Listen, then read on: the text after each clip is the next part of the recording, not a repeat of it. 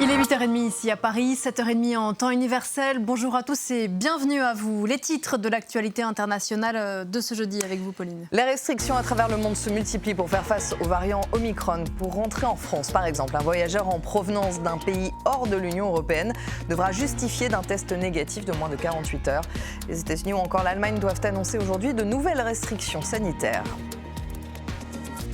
La WTA suspend ses tournois en Chine en raison de l'affaire Peng Shuai, décision rare prise par Steve Simon, le président de l'association des joueuses de tennis. Peng Shuai a disparu pendant un temps au mois de novembre après avoir accusé l'ancien vice-premier ministre chinois d'agression sexuelle. Pour la WTA, elle a subi des pressions pour revenir sur ces accusations.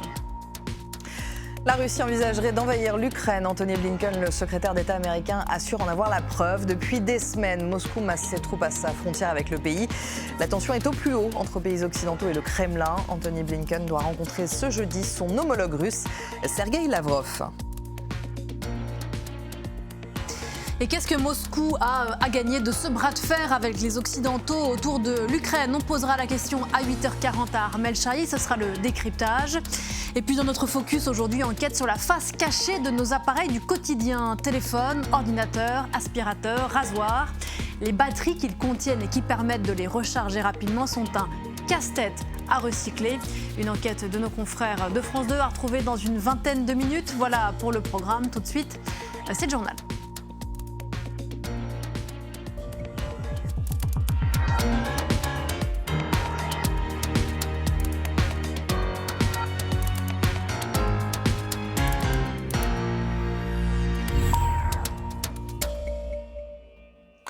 Les cas de variant Omicron apparaissent un peu partout dans le monde et c'est au tour des États-Unis de confirmer leur premier cas. Un voyageur de retour d'Afrique du Sud a été testé positif en Californie.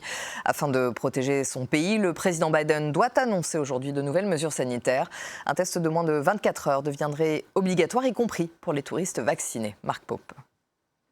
C'était un scénario prévisible. Voilà comment les autorités californiennes présentent la détection d'un cas du nouveau variant sur le sol américain. Le patient est un homme vacciné qui revenait d'Afrique du Sud. Les autorités se veulent rassurantes. We knew that Omicron was going to be here. We thought it was already here. We just hadn't detected it yet. So this is cause for concern, but it is also certainly not a cause for us to panic. We are prepared here in the city for this. Les États-Unis envisagent d'imposer des conditions de test plus strictes pour les voyageurs à l'arrivée. En Corée du Sud, où 5 cas ont été détectés, une quarantaine est mise en place pour les voyageurs étrangers. Le pays est confronté à une nouvelle vague de contamination.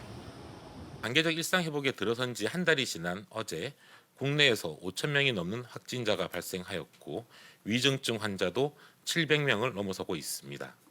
Selon l'ONU et l'Organisation mondiale de la santé, ces fermetures de frontières sont inefficaces et stigmatisantes pour les pays concernés, comme l'Afrique du Sud, où le nouveau variant a été identifié en premier. This is a very strong appeal that I launch, appeal to common sense.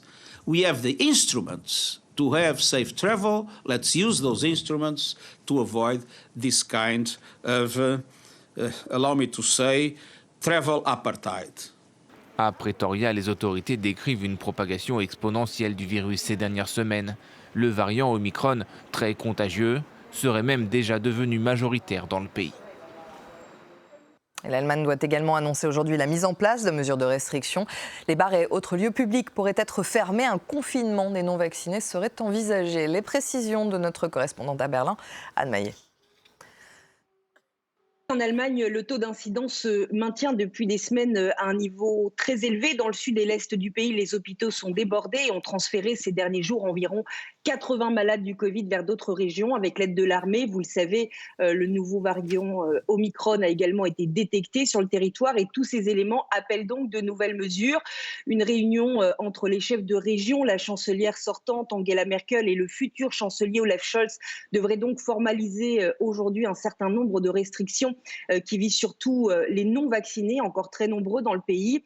Ainsi, ces personnes non vaccinées ne seront plus autorisées à se rendre dans les magasins non essentiels et tous les lieux publics. Des restrictions de contact sont également prévues dans la sphère privée pour les non-vaccinés. Et puis, on s'attend également à ce que les régions soient autorisées à décréter la fermeture complète des bars, des restaurants, des commerces et des écoles si la situation épidémique l'impose au niveau local.